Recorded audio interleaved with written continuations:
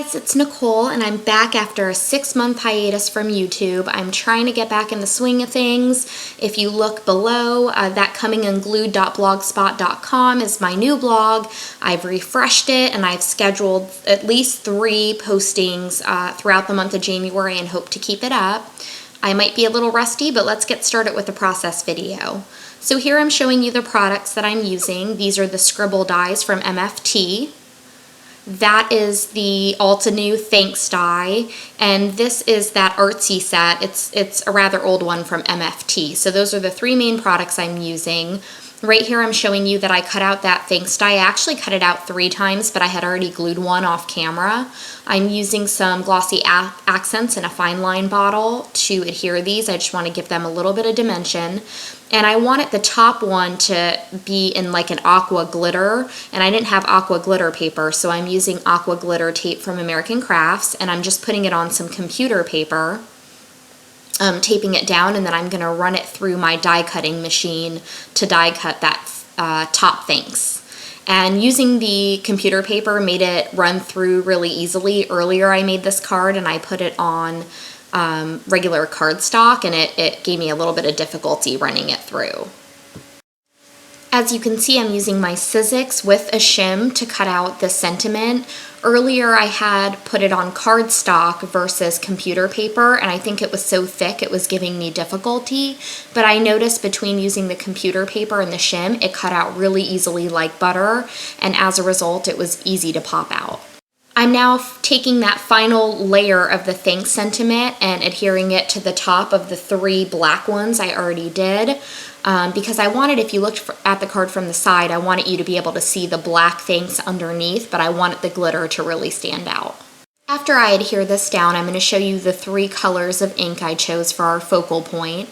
I believe I chose Neon Red from Hero Arts, Dandelion Pigment Ink from the Memento Luxe line, and then Scuba from Simon Says Stamp. So I'm putting my paper inside the MISTI so that if I don't get a clean stamp on any of these, I don't have to worry, I can re-stamp it again. I don't know how I lived without the MISTI before in my life. It was the best $60 I ever spent.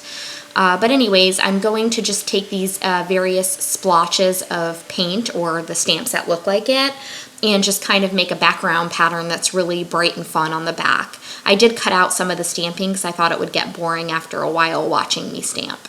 I used 3 different ink splotches from that collection. One's a large, one's a medium, and one's a small, and they all have a circular size, and that was so that when I put the little scribble die cuts over them, they fit perfectly.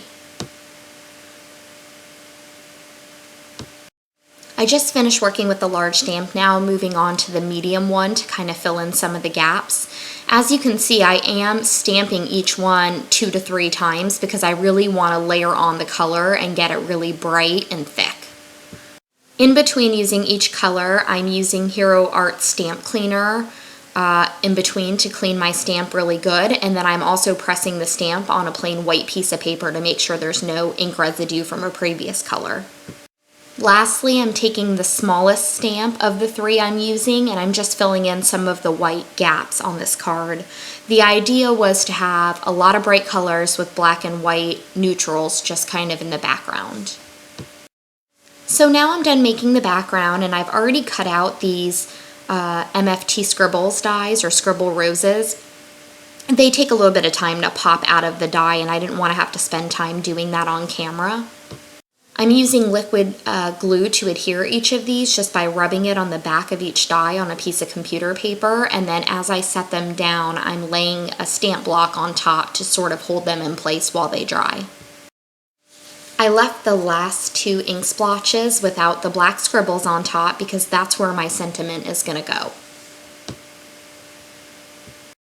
While I set that aside to dry, I'm going to work on the inside of the card. This is a rectangle Lawn Fawn stitched stamp, or stitched rectangle, excuse me.